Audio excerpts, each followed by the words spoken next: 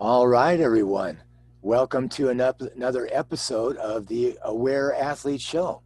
As always on the show, we're not concerned with ribbons and medals and trophies, but we're concerned with the invisible trophies, the things that last for a lifetime, the reasons we do what we do. So, having said that, our guest today is Carrie Tollefson, and Carrie was a 13-time state champion in track and cross country. She was also a 5-time NCAA champion, and she got the opportunity to represent the United States in the 2004 Olympics in the 1500 meters. Carrie's also an entrepreneur, a busy mom, and a broadcaster. So without any further talking, Carrie, welcome to the show. Thanks so much for having me. It's going to be fun. We've dealt with some technical issues and things like that, but you know what? We can handle anything that's thrown our way these days. What an attitude. That's great. That's awesome. So let's go ahead and dig right in. You have a very lengthy running career, started when you were rather young, about 12? 12 years old, 1989. 1989, all right. So let's get started with that. What got you interested in running in the first place? You were an active child? Yeah, we were really active. I have 2 older sisters and a mom and dad that loved sports as well. My dad was a college football player and went on to be a lawyer. And then my mom was a hairdresser, but to be honest, I think she would have been the superstar athlete had she had the opportunity. She was before Title IX and was not allowed to play any sports. Yeah. So, Yeah. Unfortunately, she didn't get to really use her passion for sports, but she raised 3 girls that loved it. And I can remember hearing people talk about my dad having the best cheerleader on the sidelines, and really why he was such a good, driven, focused athlete was because of the woman that he had on his shoulder all the time, or on the side. So, yeah, we grew up in a very active family. So family's a big deal in where we head in life. For sure. I mean, I don't think you have to be an athlete to be, and raised by athletes. I think that just having the support and the love and, my sisters did not become professional athletes, but they are very focused in what they want to achieve in life. They've learned early on how to set goals and to go for it. So, but we are very active, even though they didn't go on to be professional runners, they still live a lifestyle that is sort of revolved around being healthy, and the workout right there, obviously when you talk about your health, working out is so important. And so for our family, you don't go to a holiday without it starting with a family workout. Well, that's cool. Yeah, we have Physical fun. activity is really important. Yeah. It is so important. And you said it right there. Your sisters are not professional athletes, and in our culture we have a little, when we think about Kleenex, we know what that is. It's a brand name. Yep. So we always go right there. But the word athlete actually originally it meant someone who was striving for a prize. So in its deepest meaning, you just captured it right there. So your whole family in that sense are athletes. Yeah. You know what's so funny when you say that? I started coaching a women's group a couple years ago, and a lot of them are moms and they're coming back from, childbirth or whatever. And I called them all my athletes. And for the last 2 years, I can tell you that I probably get, an email every month or so that says, I've never had someone call me an athlete. And they really have appreciated it. Because I think if you're out there working hard and pushing your bodies and pushing your mind and setting goals and trying hard, yeah, you're an athlete. We all are athletes. Yeah. And I think that's really special that you said that, because I think we all have that in us to find our inner athlete. And no matter if you're using it for performance or not, you're going to use it in life. Yeah. So, yeah. It's wonderful that you connect to that idea and you can bring it out so well. Yeah.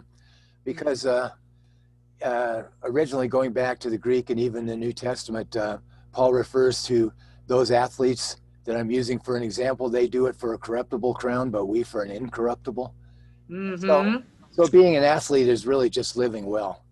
Exactly. Yeah. Yep. Seeing what you're made of. That's what I think. Yeah, cool. Very cool. So as I've watched, videos and stills of you, you seem to have automatically had a really natural, powerful running form. Nice compact arms. You use your arms for power, and everything is so well organized. And that came to you naturally. Yeah, I grew up in that era where we worked on the small things, the little things, but we didn't really focus so much on form. Yeah. And especially when I was younger, I grew so much. One year I grew about 7 inches. So we were concerned with, my running, but we were more concerned with my basketball shot because that was all wonky. Okay. And I was so fast that I couldn't control going up for a layup and all these fun things. But, my running, I didn't really focus so much on the form. I think the stronger I got, the more efficient I got. And it was not so much the stronger in the weight room. It was just the stronger I became naturally. And then as I got older and I could finally, tune all those things, then we started to work on it a little bit more. But I never really had to focus so much on my lower, like my legs for my form. It was more my arms. I swim with one arm. I kind of have a hand that Okay. Yeah. does that.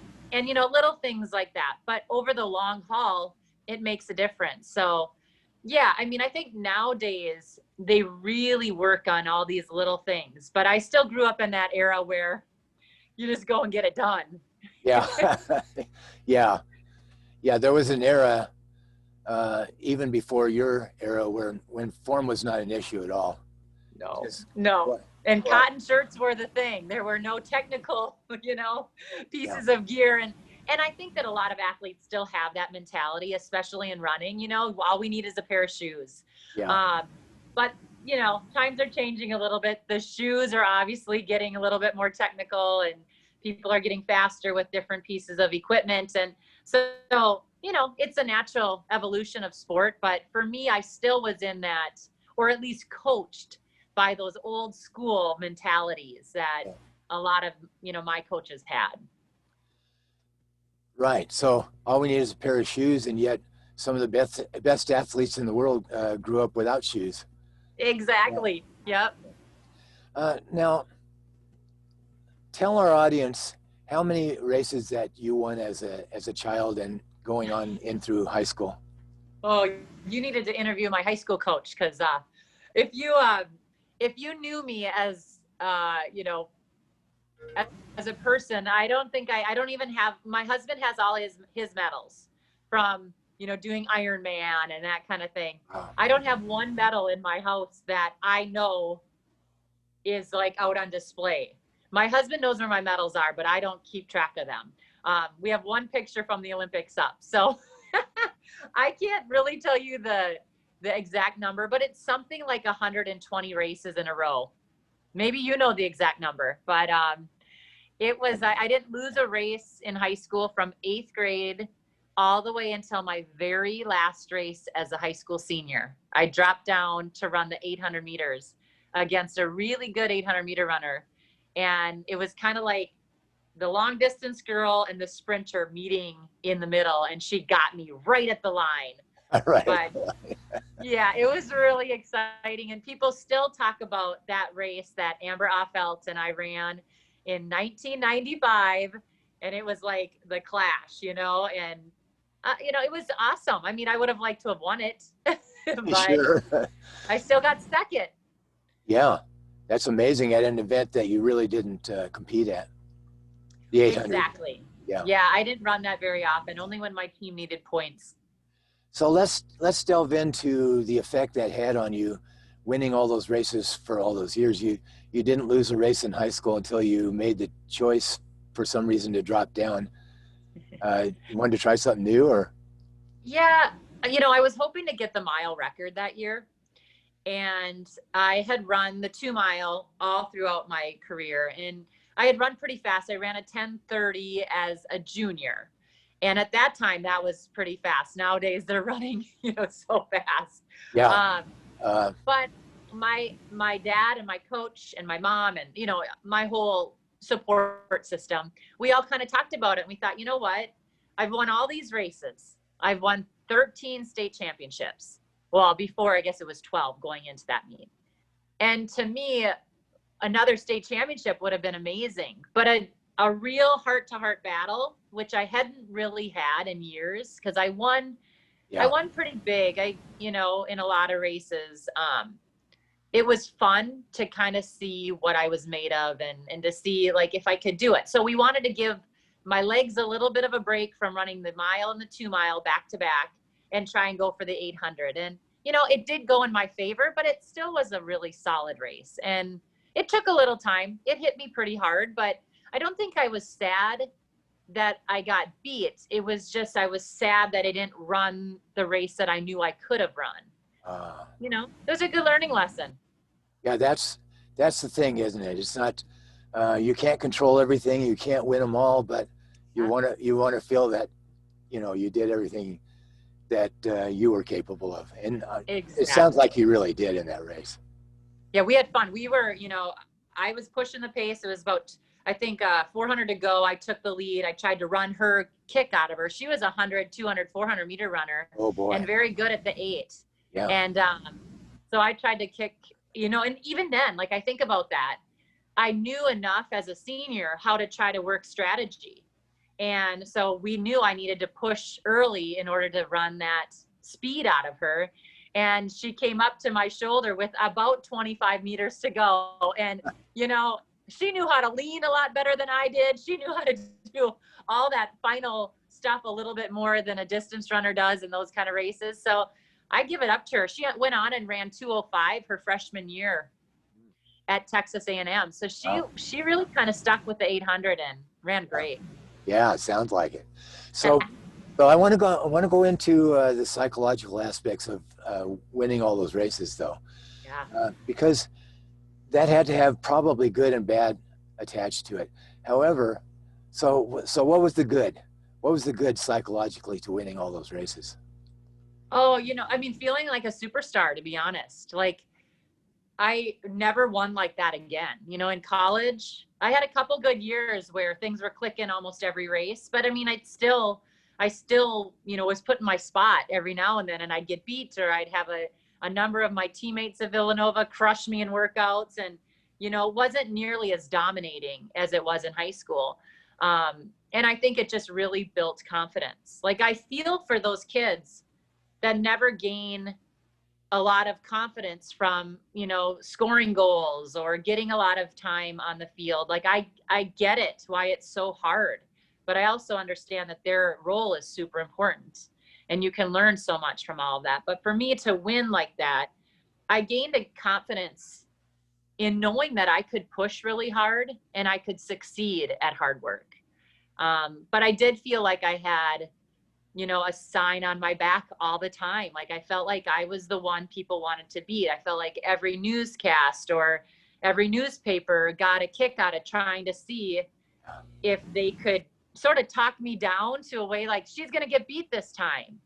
And there were times where I would get like, oh, the Star Tribune, which is the big paper here in Minnesota, doesn't believe I can win again. And it would hurt. But then my mom would come into play and she'd be like, oh, you go and show them wrong. You prove to them who is the best. And she'd start working on my mental game. And, it really worked. So we always try to look at the glass as half full rather than half empty. Right. And yeah, so even though there were some people that were telling me I wasn't going to be good enough, or, I had grown all that and I was going to become a woman and not be as fast. All of those things, they kind of stung, but I also got a lot of, excitement when I proved those people wrong. Yeah. So when you win race after race and year after year, to an outside observer, it might start looking like, oh, that was easy. She's just outclassed everybody. She always wins, but but there was an inner struggle to that where, like you say, you got the target on your back. Mm-hmm. And so even from winning, you can learn a lot. Oh, you can learn so much about you. You know, the nice part about, I played basketball and I had a really good team. The center went on and played pro basketball in Greece after college. So we had a really focused and driven team too, where we were working super hard, and we won a lot as well, but we did get beat. We never made it to state. And that was really hard because we were always ranked in the state. Yeah.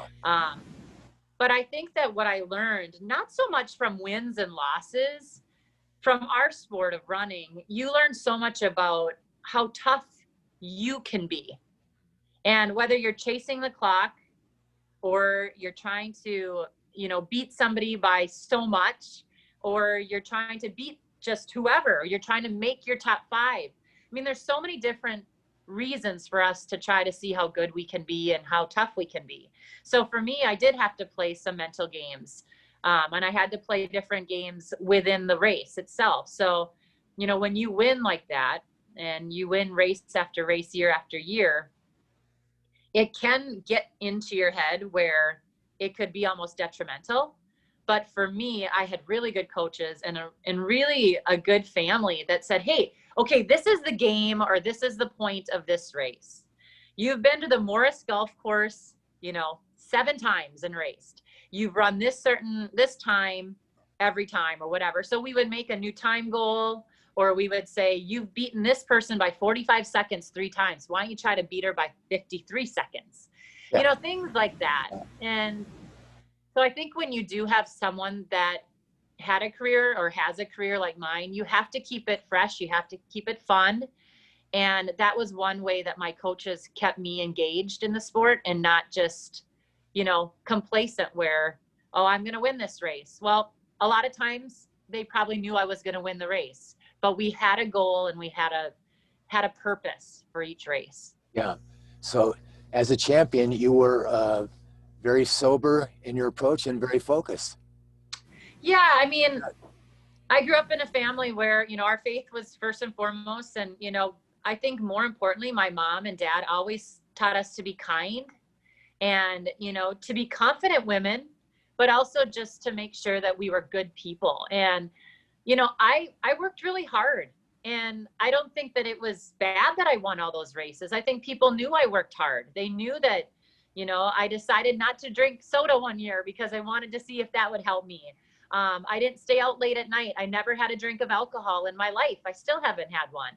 You know, I devoted myself to being a good athlete, being a good person. And if I would have gotten, you know, overly confident or a little bit too into myself, I would have had a lot of people tell me, you need to step back. Isn't that wonderful? It is wonderful. Isn't that wonderful to have that kind of support? Yeah. Yep. Yeah. I grew up in a real small town of 1,600 people, excuse me. And, we were, you know, all very supportive of each other, but we were always like reminded that everyone knew who our parents were and where we lived. Yeah. Okay. That's awesome. I lost you for just a second there, but I heard it all. So yeah, good. Yeah. So, was there anything, so first of all, it's a wonderful look inside how you did what you did, because, so were any of those races that you won, were any of them close? Oh, I would have to, so kind of a fun story for you guys. I have to plug my phone in. I'm sorry, because it's starting to die a little bit. Yeah. But a fun story for you guys. I had a couple of ladies from the Twin Cities area come out and try to race me to see how we would line up before state cross country. So, you know, that was, I guess, where I saw some of my most competitive races in high school, was when the girls from the big schools would make a trek out to my little area, my rural area of Minnesota, and try to compete against me. It was then that I saw, I guess, my most potential during the year. It didn't happen very often, but we always thought it was fun when the big girls, we call them, because the big city school girls, they would come out and see where they lined up against this small town girl. Yeah. So there were a few of them that were a little bit more competitive. There are some that were tighter, but I wish I could run like that. I wish I could win like that again. I was very fortunate. I had a really good high school career. And, the older I get, the more I appreciate, I think, how much I actually did succeed at it and still get hungry every single time I towed the line. I think that was a real blessing in my life, because I do think people get a little bored if it's just the same result day in and day out. So I would have to say on the track, I would see a little bit more competition than in cross country, because I would drop down and run a 400 here and there, or I would run an 800 or a 4x8, where I'd have to come from behind or I'd have to hold somebody off. So yeah, but another nice aspect of how I trained, my assistant coach was a really good 800 meter runner in college, and he was like 25 years old. So he was my competition in practice, and he would let me have it. So he put me in my spot a number of times, and it was good. I think he knew what he was doing, and I think they were trying to teach me how to hold people off and to race in practice. Yeah, there are those moments Mm-hmm. when you have to hold somebody off. You have to take the position that's going to be most advantageous to you. Right. And so, just one more time, the newspapers are saying you don't have it, you're not going to win this race, you're not up to it, and that hurts a little bit. Right at that moment, how do you hold that moment? How do you move out of that moment? Just right there. What's the little struggle that goes on? Yeah, I think, first and foremost, I didn't understand why people would write that I wasn't, I was young, and I didn't understand why they got kind of a kick out of saying that she's not going to win. Like, how do they know that? Yeah. And now, as a journalist and, somebody that's in communications, I remember that. Like, it stung. It stung hard.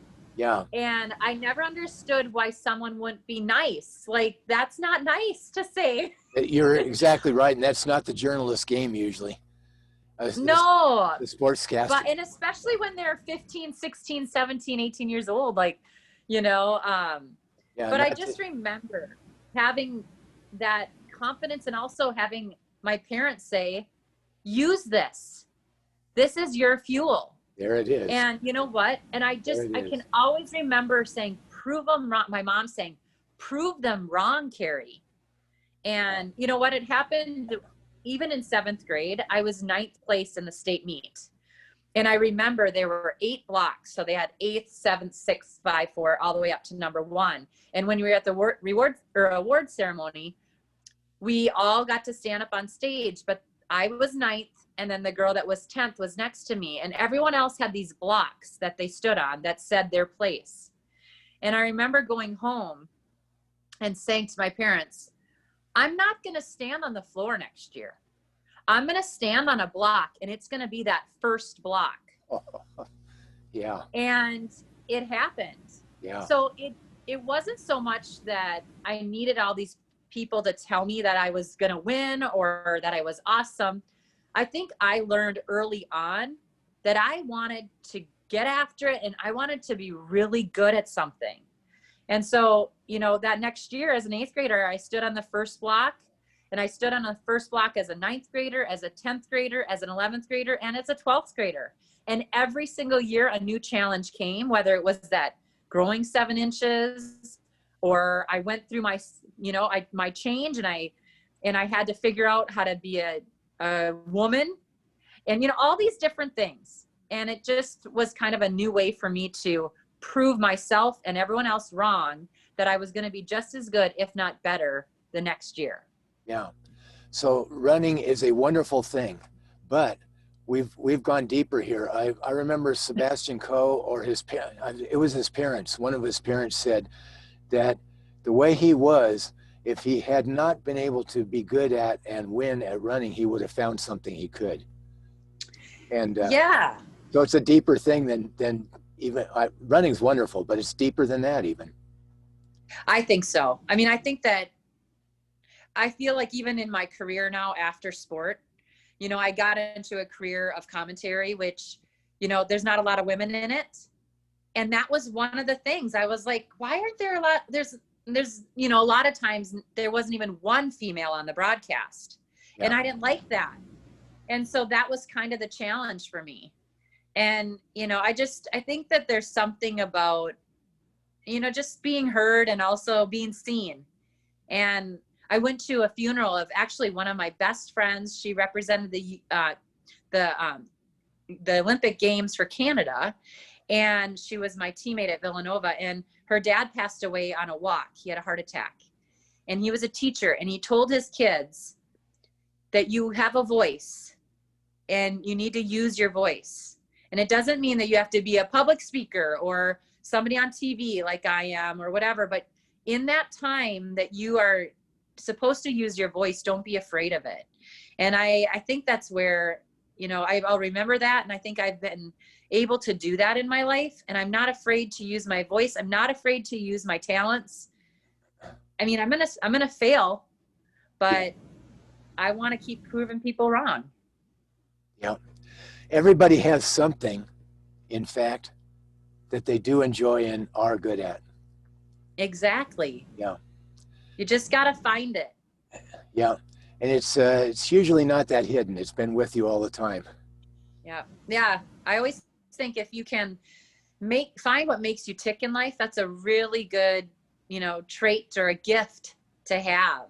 Yeah. And I don't know if everyone does that, you know, they just sort of float, but there's something out there that really gets you excited to live, and doesn't have to necessarily be your career, but just something that gets you excited. Like for me, I still get excited to get up and go for my run every day. Yeah. And I miss it when I take my days off, but you know, it's just, I'm glad I found what made me tick. Yeah. So when you went to Villanova, that was a little different than winning every race in high school. I imagine, especially your freshman year, you're now competing with people from all over the country, and not just from your high school area. And what was that like, making that transition? Oh, it was awesome getting my butt kicked every single day.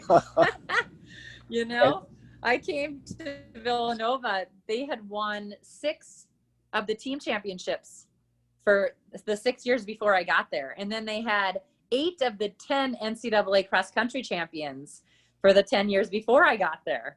So, you know, I came into a very prestigious program and historic program for both men and women. And I was ready for that. You know, I loved my small town.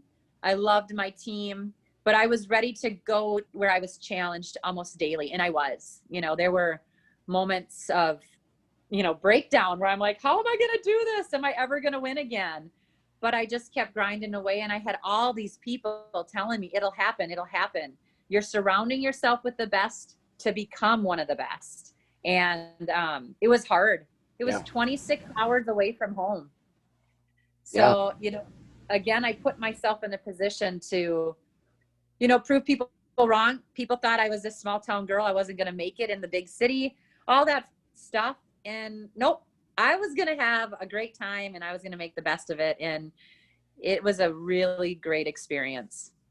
So it was a really great experience. And you went on to be a 5-time NCAA champion. But in your freshman year, really, moment by moment, was it all a great experience? Well, school was really hard for me, to be honest. The running was sort of my outlet, which was nice. It was hard, but I was excited about it. School was not easy for me. I actually represented the Pan American, or I went to the Pan American Games, represented the U.S. there, and I missed my first week of college classes.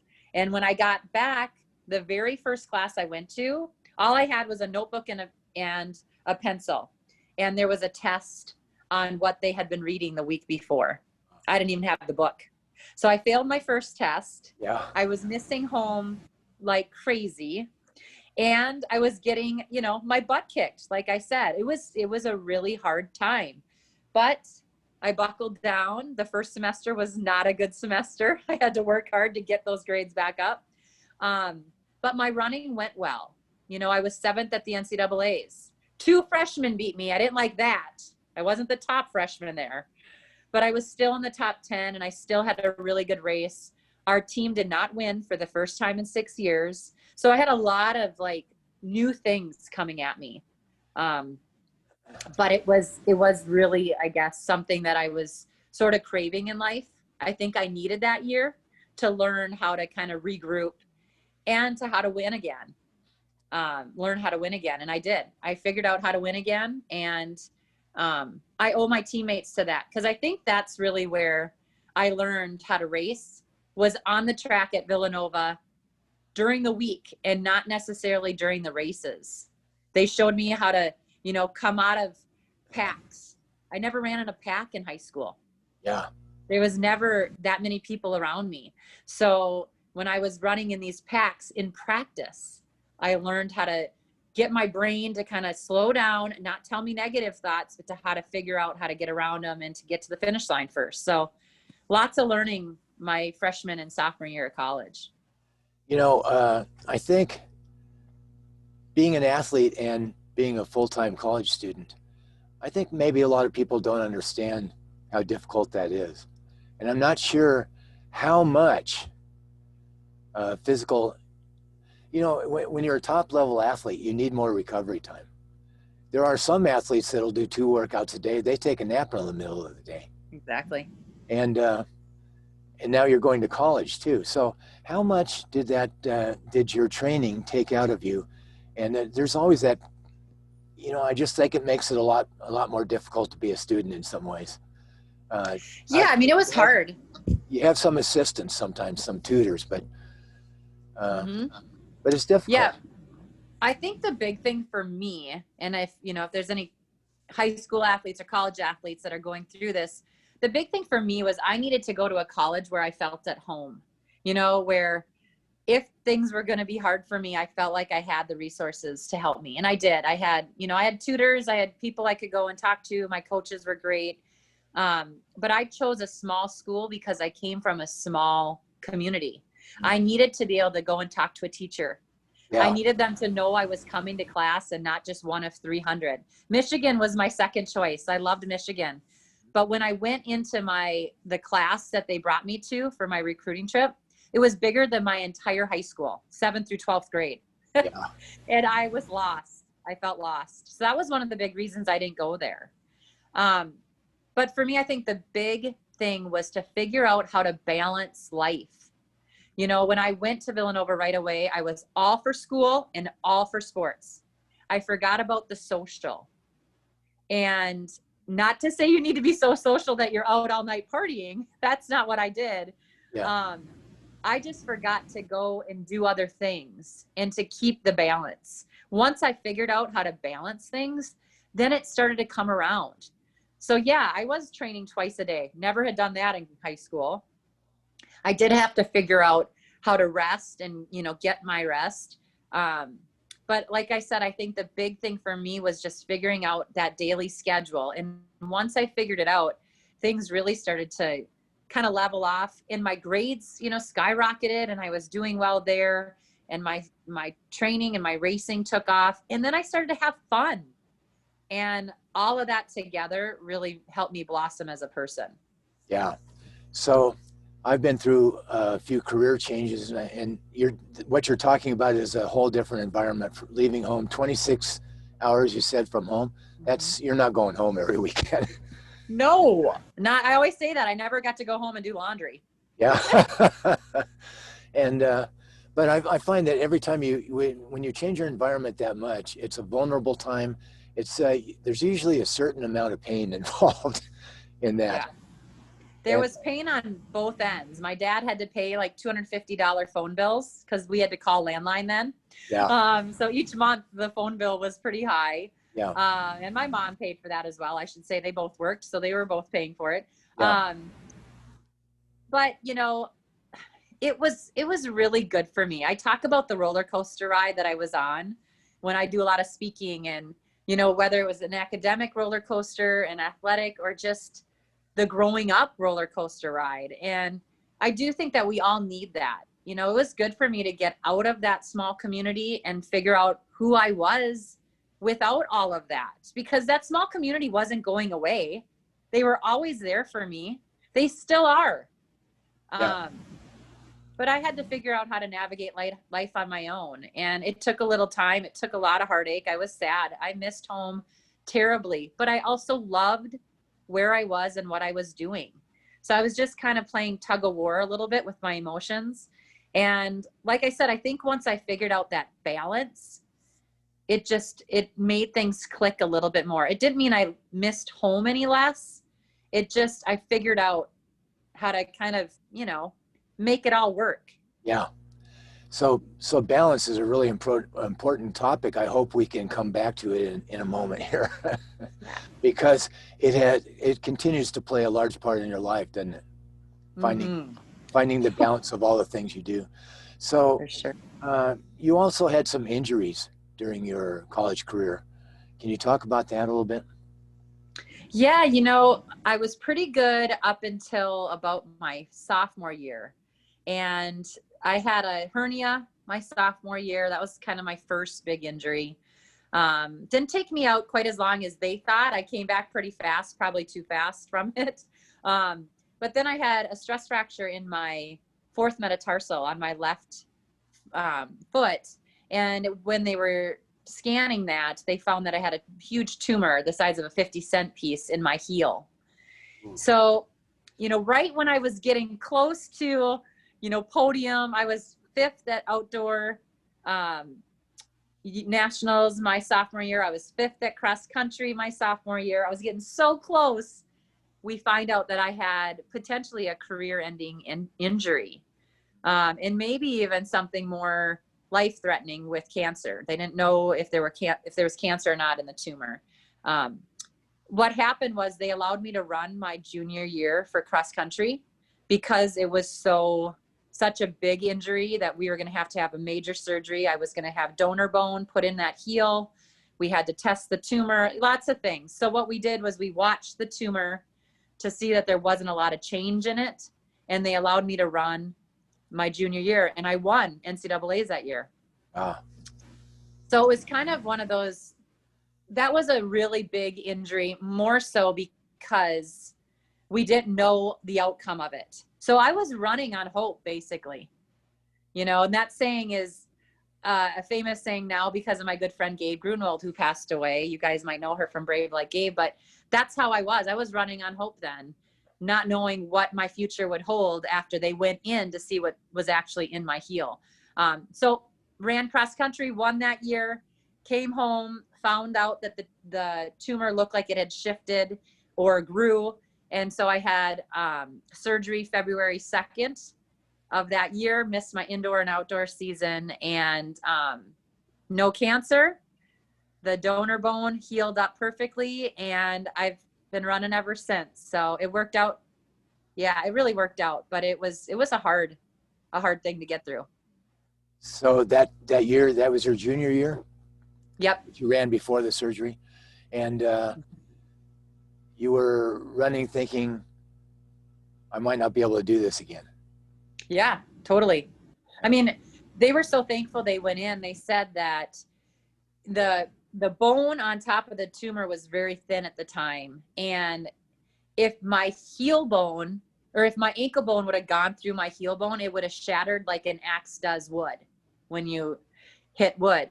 So that would have been, trying to rebuild my foot the way that we would have needed to probably would have ended my career. So very thankful that we took care of it. Yeah. But I am really thankful the doctors kind of gave me the opportunity to go out and run, because I think I still would have won had I not had the tumor, just with the way that I was performing in the years before. But I had that extra little oomph to really give it all I had. Yeah. Well, yeah, it's an extra little dose of commitment since this might be it. Yeah. Yep. That's when I did all the little things. The little things really started to make a difference. Yeah. What are the little things? Oh, I mean, just focusing more in the summer and making sure I was doing all the work and the strength training and the drills and the sleep and the commitment, the visualization. I can't tell you how much I visualized winning that day, because I didn't know if I didn't know if I was going to get there. All season long, every 6 weeks, we were taking a scan of my foot. They were watching my health, all this stuff. And I just had this visualization going all the time of what it would be like for me to win that race. I saw myself winning every single day. I saw myself lining up, running the course, getting to that finish line. And I tell you, I learned a lot about mental training in that year. Yeah. So you mentioned this earlier. You said some people just float, but Yeah. that wasn't what you learned in your family. And no, so we aren't allowed to float now. My mom and dad still are like, hey, you got to get going here again. Go ahead, say it. Let's get after it, right? Yeah, let's get after it. Yeah. Yep. That's actually profound. It is? Yeah. Yeah, it is, because like you say, some people float. You can't do anything in life without training. If you want to get better just at living, what do you have to do? Exactly. Yeah. Right. Yeah, I think you got to push yourself, and I think you got to find those things that challenge you. And, we're all being challenged right now in this time and age. And, but the more challenges that come my way, the more I know I can handle it. It's going to be hard, and there's going to be hard days, and I'm going to be sad and unmotivated. I'm definitely unmotivated at times. I was when I was running and competing, but I think that I didn't like that about myself. And so I would snap out of it a little quicker than maybe some of those that have never been in a situation where they're super motivated to get after it. Yeah, exactly. Your family was a big, big deal in where you are today. Oh my. So when you introduce yourself, you say, hi, I'm Olympian Carrie Tollefson. So that's a pinnacle. So can you tell us about the preparation? How do you prepare to be in the Olympics? Oh man, that is a hard question. I guess you prepare for your entire life, to be honest. I mean, a lot of people think it's, just a 4-year cycle. Well, I think that it's more so about that mindset, and more so about how hard you want to work and what you want to devote to your time and energy to. And, I think for me, the Olympics was always a huge goal, but more importantly, it was about how I could reinvent myself and be better each year. And I've already alluded to that. I think that's always been sort of how I've lived my life.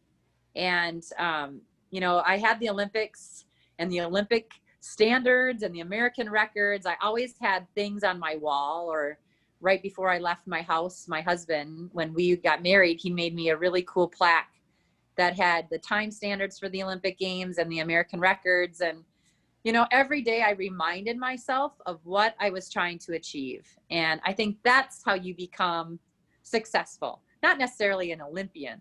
For me, that was what my goal was, but not for everyone is it to become an Olympian. I just wanted to remind myself daily of what I was working for. And then, I would break it down. Is it every year, every 4? What is it that goal that I'm trying to attain? How long do I need to be working for it? So it's a lifelong dream, and it took a lot of time, 27 years. Absolutely. Yeah. But so worth it. Oh my goodness. I love being able to introduce myself every week on my podcast as, hi, I'm Olympian Carrie Tollefson. And if people get sick of it, oh well. Oh, well. Yep. It's wonderful. It's wonderful. Thank you. So let's go into broadcasting. How did you get some opportunities there? Because of who you are, what you've done, you could add commentary to a race that people that don't have that experience could not. So how'd you get those opportunities? And when you got into broadcasting, I imagine that you remembered those newspaper articles and how they made you feel. Yeah, it's very true. So I went to Villanova to be a communications major, but I had an emphasis in broadcast. I minored in criminology. I don't know how that worked, but I loved criminology courses. So I did want to become a broadcaster. My 5th year, rather than going to grad school, that's maybe one small regret.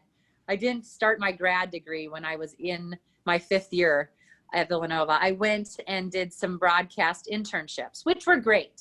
They were really good for setting me up for my career, but I kind of always wish I would have gotten my grad degree, and I still can, but we'll see. So it was, early on, I knew I wanted to be in front of the camera and have a microphone in my hand. So I did do some radio work and some TV work in college. And then when I started my professional running career, I finished second at the USATF cross country championships my first year as a professional. And Tony Revis, who is the voice of the sport, basically, he was interviewing me. And afterwards, we were just chatting. He's such a nice man. And I said, Tony, I'd really like your job one day. I'd love to talk to the athletes, and I think it'd be really fun. And he said, well, you better keep running, because this looks like it might work out for you. But he remembered that. And later that year, he asked me to come and help with the color commentary at one of the rock and roll events that they used to air on Fox Sports Net. So I actually got started in this in 2002, I believe. It wasn't maybe my first cross country race. It might have actually been, but in 2002 is when I really started doing more TV work.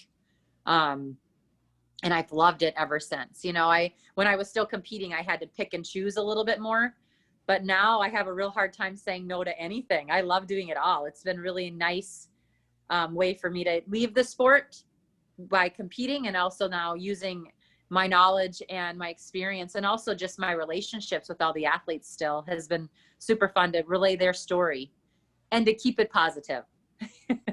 And you do.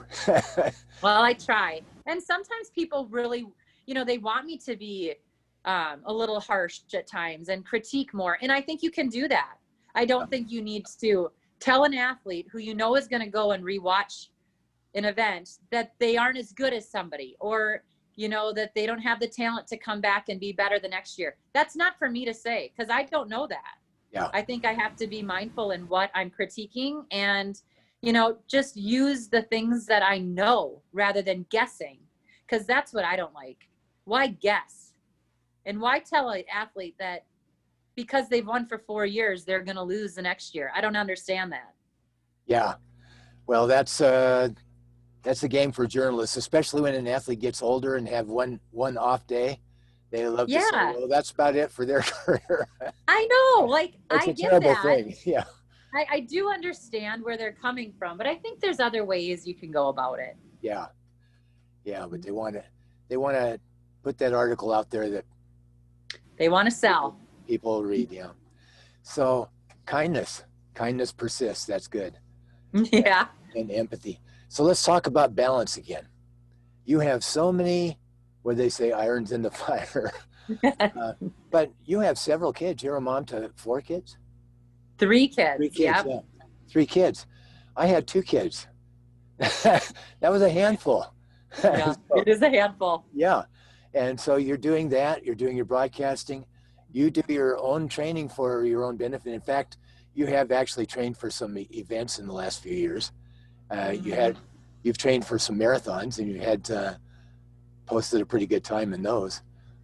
You don't do the training that you did when you were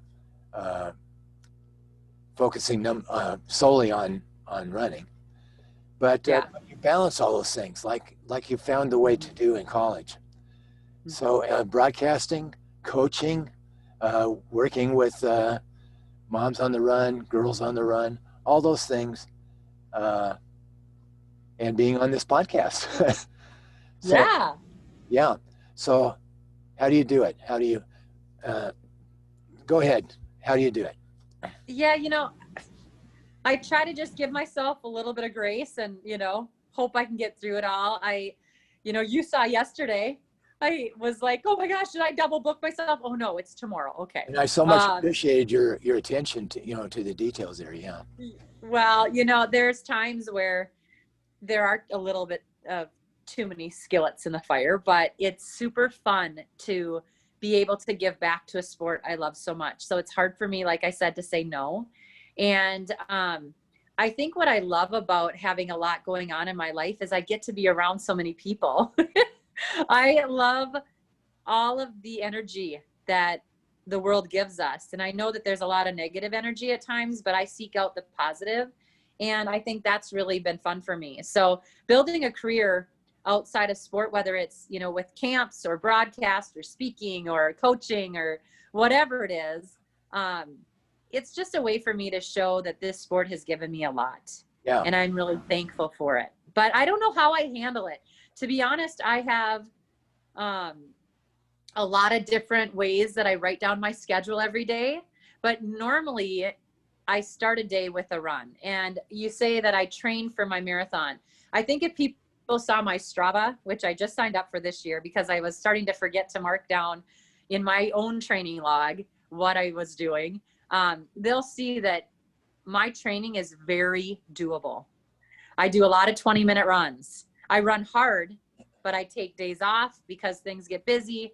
I think that there's a time in life where you just have to kind of be okay with getting something out of everything. So I'm not maybe awesome at it all, but I'm trying hard to get something out of everything. And the training is a big part of my life, but all these other things are, you know, kind of fueling me right now. Cool. Yeah. So I think that there's a couple things there. People don't realize that 20 minutes is actually more valuable than you think if you can't get this hour workout in. Yeah. It will certainly provide you with an opportunity to not lose anything you have and to energize yourself a little bit. But also, what you just said there, I think it's the key to so many things, because you are able to prioritize the things in order, the things that are most important. Mm-hmm. You got to be there for your kids and your family. Yeah. And Yeah. and so you got to be there for yourself, so you enjoy that run in the morning. I love to get it in the morning because then you know it happened. But Mm-hmm. but you're able to do a 20-minute run if those other things are more important. And yeah, so you're really able to know in yourself what's really the most important things to me now, and in the long run, what am I really going to cherish in the long run, and put that all Yeah. together. Yeah. I think so. I think that's what's important. You know, I mean, I know work is so important for all of us. We have to have it. Yeah. But we have to have our health. We have to have our mental health.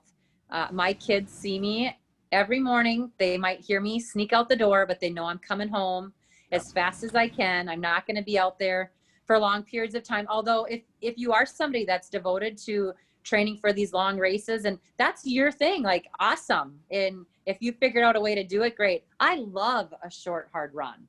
Like I get energized by that. Yeah. I love a long run, but for me right now at this time, when I have a 4-year-old, a 7-year-old, a 10-year-old, and I do carry a lot of different jobs, I just need to figure out how to get a little piece of that thing that makes me tick, right? It doesn't mean that I'm going to go back to 60 to 80 mile weeks anymore. I may be stuck at 20 right now, but I'm still getting a taste of what makes me fired up and excited to go about my day. And that I think is really important. So what about rest? I love rest. Yeah. So you fit that in very, very well then. I do. I mean, that's the thing about my training right now. I think people will see that, you know, on average, I probably have 2 days a week off, partly because I'm exhausted from having to get up. And I don't get up that early. I get up at like 6:15. It's not like I'm a 4:30 a.m. girl out the door. What time do you go to bed? I usually go to bed by 10 or 10:30. Yeah. So you try to really get that 8 hours of sleep every night. Yeah, I get good sleep. Mm-hmm. Yeah. Yeah. Okay. So can you tell us a little bit about Moms on the Run, Girls on the Run, and inspiring the next generation? Oh, I love both of them. You know, Moms on the Run is such a fun, it's a franchise company where there's 64, I believe now, around the country that have these women that are training for different things, whether it's learning to run or if it's to run a marathon or an ultra marathon, all different levels. You know, we just have fun getting fit together. And I am the national fitness director, so I write their programs. but I also coach at one of the franchises here 1 day a week. So it's super fun. And then with Girls on the Run, my girl is a girl on the run. My Ruby, she's 10. So I've been coaching now that she's been in the program, but I also do a lot of their emceeing work and I do some promotional stuff for them. So, it's really fun for me to be able to give back to the next generation that way, along with my youth camps and things like that. But, I think for us, when you are a runner and a lifelong runner, it's just more about sharing that passion and the love of something that gives so much back to you.